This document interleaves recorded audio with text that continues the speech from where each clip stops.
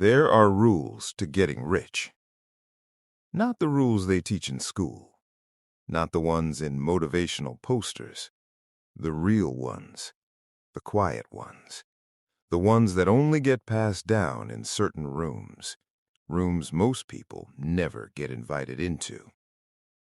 The people living that life, they didn't get lucky. They didn't win the lottery. They learned something early that most people learn too late, or never. 4 rules. That's it. 4 rules that separate the people who build wealth from the people who just dream about it their entire lives. And before you scroll, I promise you this, at least one of these is going to hit you like a truck, because you already knew it. You just weren't living it. Most people spend 40 years working hard and still end up broke.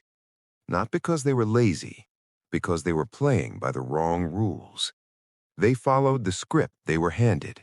Go to school, get a job, work hard, retire someday. That script? It was never written for you to win. It was written for you to be useful. Here they are. Rule number 1. Stop selling your time. Start selling your value. Every person who stays broke has one thing in common. They trade hours for dollars. You get paid for showing up, not for what you create, not for what you solve, for being present. Rich people figured out something different. They don't sell their time. They sell outcomes, solutions, results. And here's the thing about value. It has no ceiling.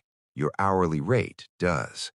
A plumber who fixes a burst pipe at 2 a.m. on Christmas charges $500 an hour, not because of time, because of value, because of urgency, because of what would happen if he wasn't there.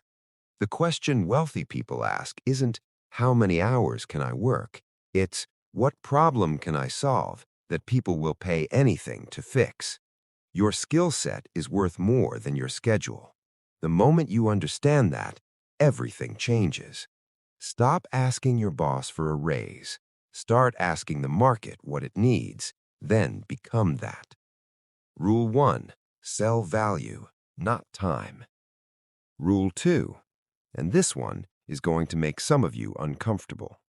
The people around you are either your elevator or your anchor.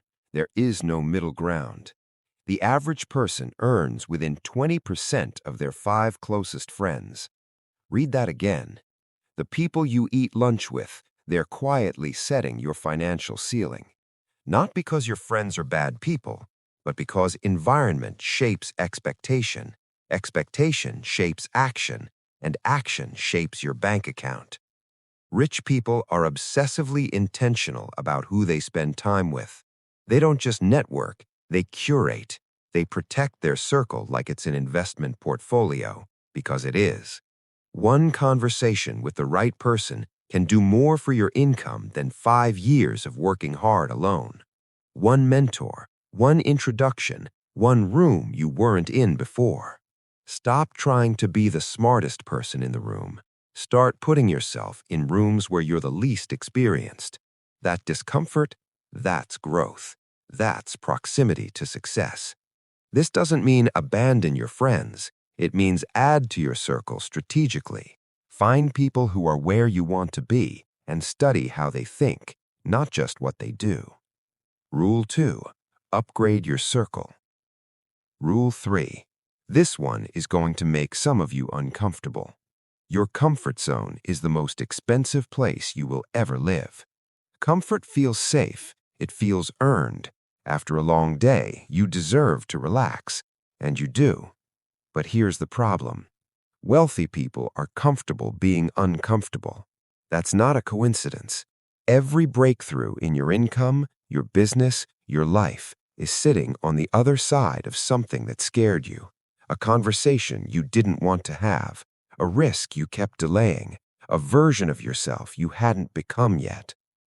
Rich people don't eliminate fear. They use it as a compass. Whatever scares them most in business, that's usually exactly where the money is. The average person spends their life avoiding the hard thing. The wealthy person sprints toward it, not because they're brave, because they understand discomfort is temporary, but financial freedom is permanent. Ask yourself honestly, what have you been avoiding? What idea have you had for 2 years that you haven't started? What skill have you been meaning to learn? What conversation have you been putting off? That thing you keep avoiding, that's where your next level is hiding. Rule 3, chase discomfort. And Rule 4, the most powerful one, the one that ties everything together. Stop looking rich, start building wealth.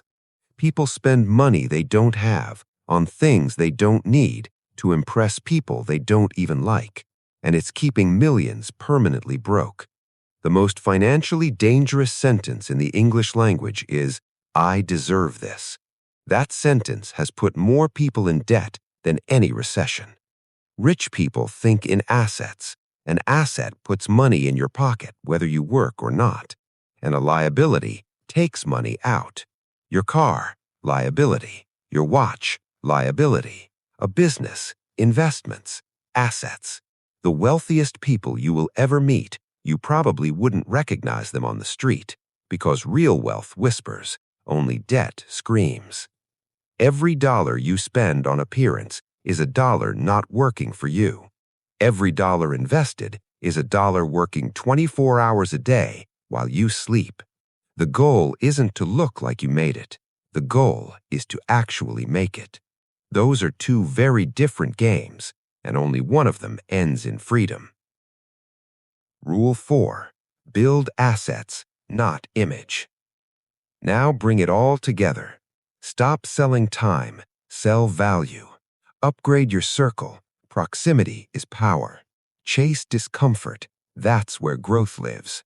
Build assets, not appearances. These aren't theories. These aren't motivational quotes. These are operating principles of self-made wealthy people, without exception. They didn't start with more money than you. Most of them started with less. They just followed different rules, and rules determine outcomes, always. The uncomfortable truth is you already knew this, somewhere deep down. But knowing isn't enough. Application is everything. The question isn't whether these rules work. They do. The question is, are you going to keep watching others win with them, or are you finally going to start playing the game the right way? The rules exist. They've always existed. Now you know them. What you do next, that's on you.